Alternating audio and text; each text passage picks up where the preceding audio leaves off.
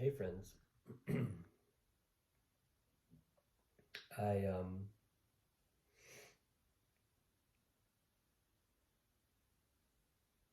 I often have a sense that an illness is a threshold of some kind.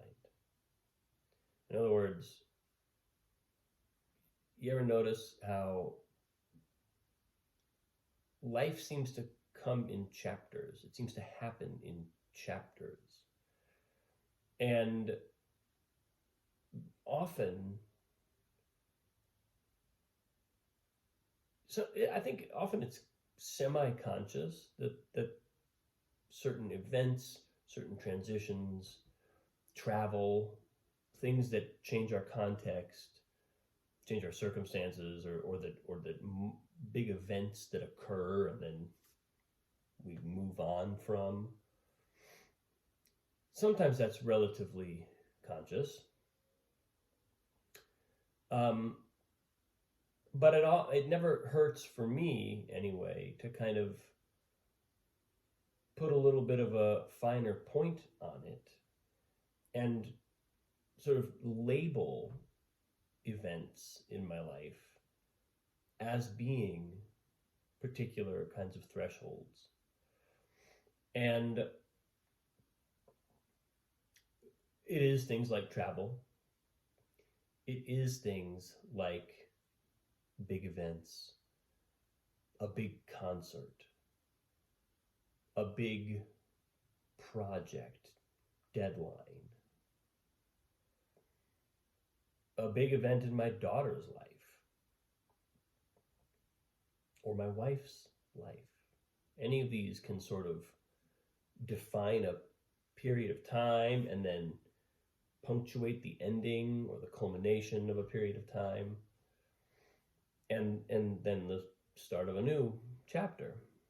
And because I've just come through an illness, I'm pretty much on the other side of COVID now. I'm still testing positive, but I don't feel it much. Today I woke up, I barely coughed. I'm kind of through the thick of it. I had one rough day, and then I had another day that was pretty good. Yesterday was pretty good but subdued. And today I'm like 80 to 85% there. I'm guessing slash hoping tomorrow I'll be more like 90, 95 maybe percent, and then slowly but surely I should be kind of out of the woods. But it's always so noticeable to me how an illness is a threshold. The last time I got, and it's really uncommon. I was sick about a month ago. Little less, almost exactly a month ago, actually. Almost exactly 4 weeks ago. And that's actually really weird for me. I usually get sick about once every 18 to 24 months. And I've been sick twice in the last 4 weeks. That's pretty uncommon. And part of it was I think I got a particular kind of bug last time, and then COVID came raging through the house. I was lying down with my daughter with her breathing and coughing in my face for a couple days before I even knew it was COVID. And then, sure enough, it turned out to be. So, anyway, be that as it may, I've had two sort of in quick succession thresholds. And one of the markers of a threshold for me tends to be a burst of inspiration, either in the form of like project-based inspiration, or just in the form of a kind of download of insights about my life. And lo and behold, yesterday night, as I sort of went to sleep, had a nice deep sleep for several hours, and I did wake up in the middle of the night and cough a little bit. It wasn't actually so much that it should have kept me up too bad, but then I had these insights coming through. I just had these thoughts coming through, and I was like, oh, okay, let's listen. Because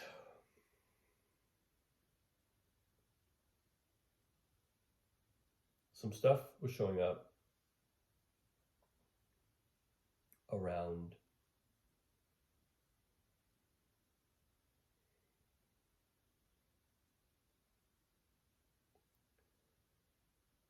looking at why I do what I do.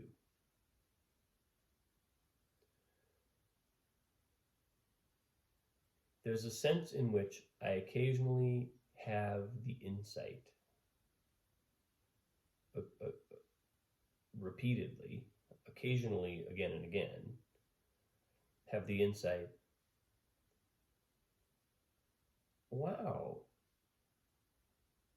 I'm kind of fundamentally selfish.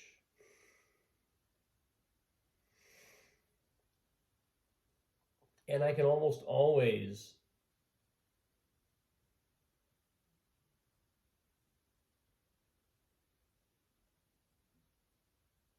console myself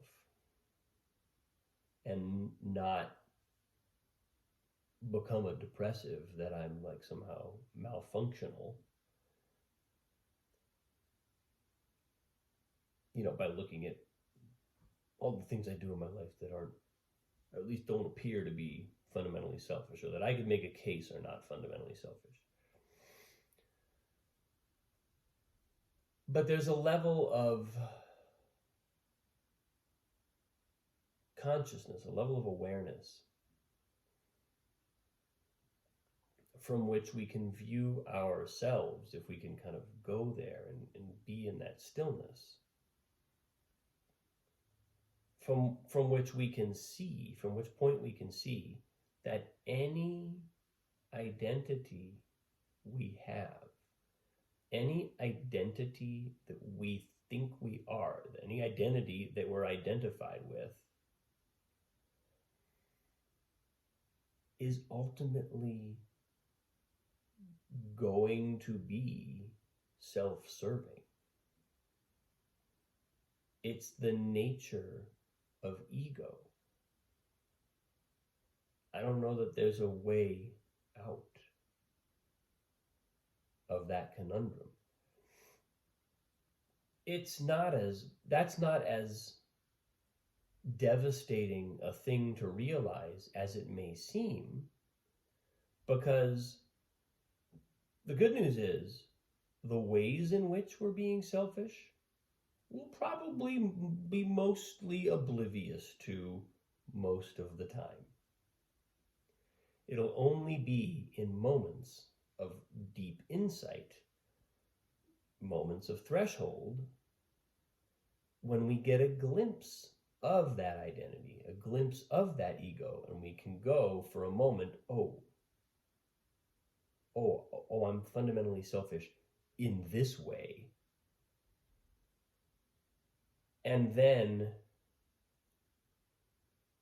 this identity that before was like part of our programming, part of the window through which we see the world, peels off, and we go, oh,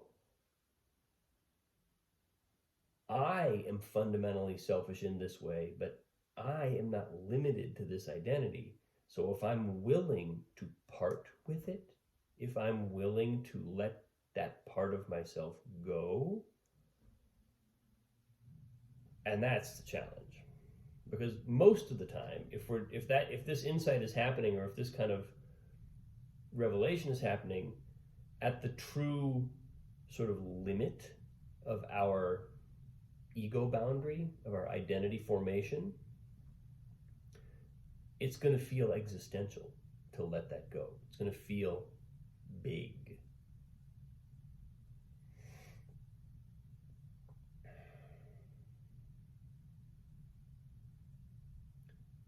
And then if we choose, we'll let it go. And that ego boundary, that identity, will expand a little bit. It'll become larger. It'll encompass more. We will become less selfish, less self-serving, or it's tricky. Whether we become less self-serving or whether we're still self-serving but we're serving a larger sense of self, a sense of self that might also include identification with and communion with the interests of a greater and greater number of other people.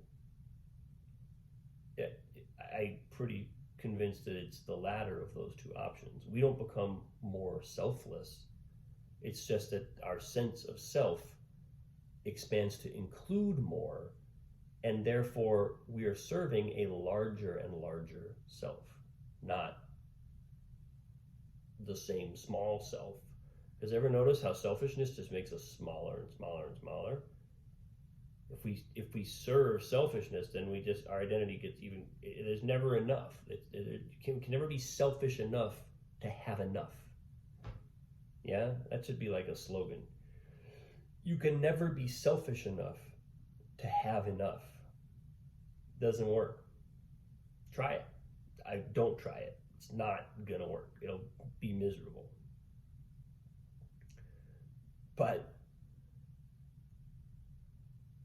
But so a moment like last night, where I'm kind of like getting this like bing, middle of the night download,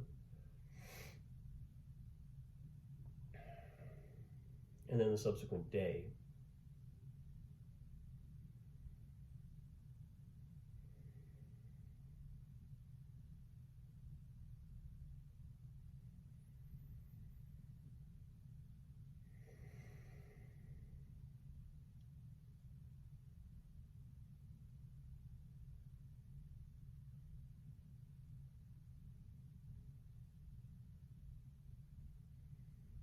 they feel like opportunities for that kind of expansion, transformation.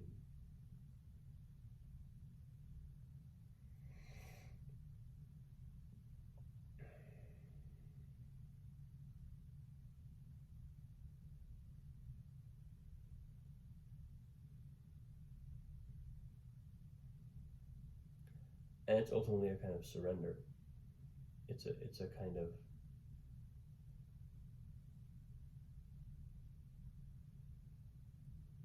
not needing to hold on.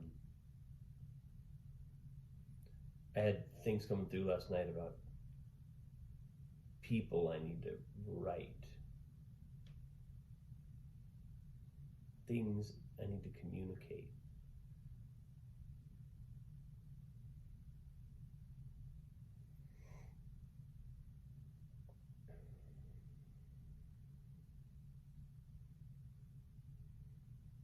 And that phrase that I started with, why do I do what I do?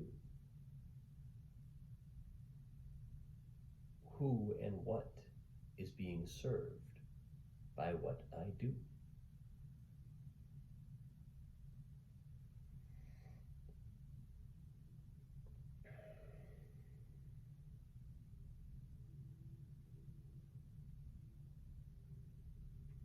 And the thing is, I think this is why I've had trouble with some kind of self-help and inspirational coaching work that I've done in the past, is that we're always encouraged to couch our own sort of personal mission statement, vision statement, in terms of service to something other than ourselves. I mean, only like a psychopathic coach would tell you what do you want? It only matters what you want.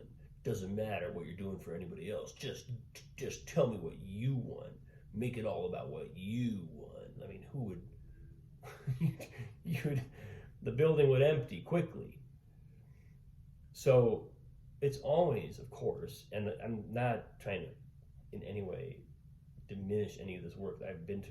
I've worked with many of the coaches in this way, and most of them have been truly incredible, really, really great. And there remains the challenge, not just of imagining something nice that you could do for someone other than yourself.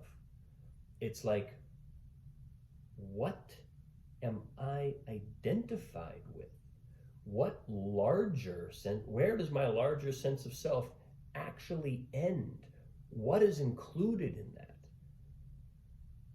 Who's included in my sense of self? And how do I even figure that out? Like, is there a kind of like sonar that I can bounce off the world to tell me kind of like, oh yeah, that feels like me, that feels like me, this group, these people, this community, however large the circle gets, a way of feeling like this is me. I will serve this body of consciousness as though I'm serving myself. But I'm not just serving this individual body, mind, ego. I'm serving something larger. But where those dimensions are and how to become truly aligned with that and conscious of that, that feels like the trick. That feels like the thing. If we can crack that nut, then we will not have any trouble writing all the inspirational slogans and manifesting all the abundance and creating all the vision boards and all the things that we might want to do that might very well include improvements to our own life, but they'll be guided by something that we're actually identified with. We're being pulled by it almost as though it were a survival instinct. Because our own innate survival instinct, which is, of course, the source of a lot of selfishness, can be the source of a lot of selfishness, the ego's desire to survive, thrive, rise, increase in power, abundance, status. That impulse is all of a sudden driving action that serves something much larger.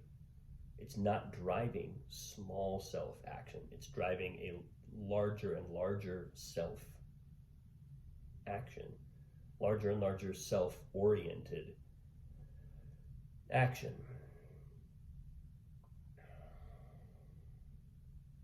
So that was really, as I came out of my sort of series of epiphanies, if you can quite call them that, insights this morning, that was what kind of sparked for me, was let's stop beating around the bush and name that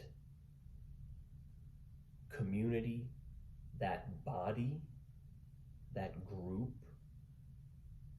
because it's other people, right? It's got to somehow include other people. It's not, it can be a cause, and it can be, in some ways, it's like it can be both, right? It can be a cause, or it can be a domain, like creativity or art or music.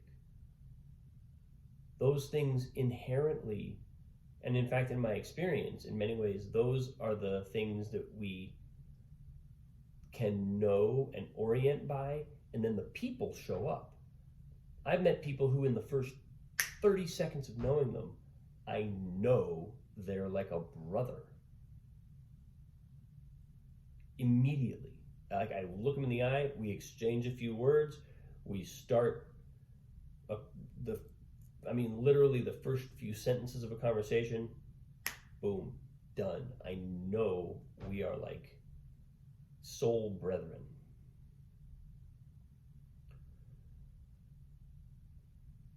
So maybe that's actually a more helpful way of searching or of trying to define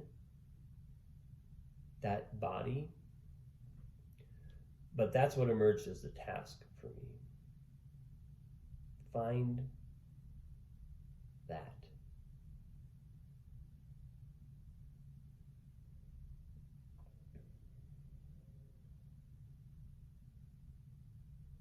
Because I think the thought, I'm fundamentally selfish, arises when on some level we become conscious that we're not quite serving the best we can, or the biggest body that our psyche knows how to feel and identify with. We're not quite rising to that level. Then it's going to feel like I'm fundamentally selfish because I'm just staying a little smaller than that.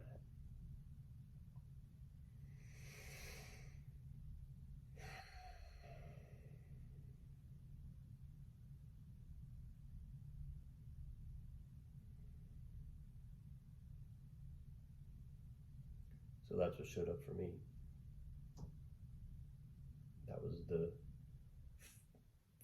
final, I hope, gift that COVID has given me. Not that I wouldn't accept another like night like that. I'm just saying, I've had plenty of COVID, plenty of COVID-ly experience. But it is remarkable to me how an illness serves that up. The last time I got sick 4 weeks ago, it was something slightly different, something similar. It was something in music, very narrowly defined, very clear about the way that my attention was being repelled by something that felt difficult, and I could just feel it happening. I was like, wait, that's how I habitually respond.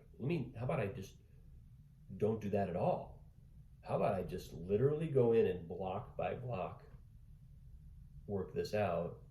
And I just sailed right through the barrier. It was like nothing. It wasn't like nothing, but it was a lot. It was work, but the work suddenly all made sense. It was like laying bricks that I knew would form a structure that can stand.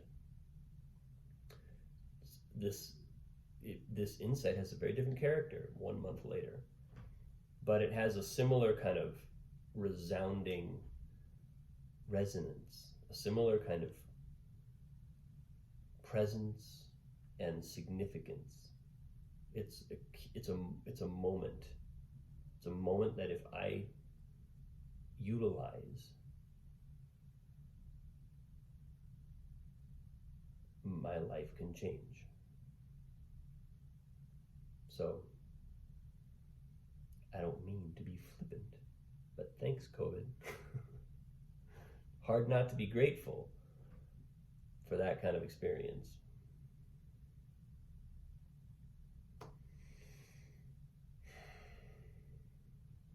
That's what I got today, folks. Thanks for watching. I appreciate you. Have a wonderful day. Thanks for watching. I'll see you soon.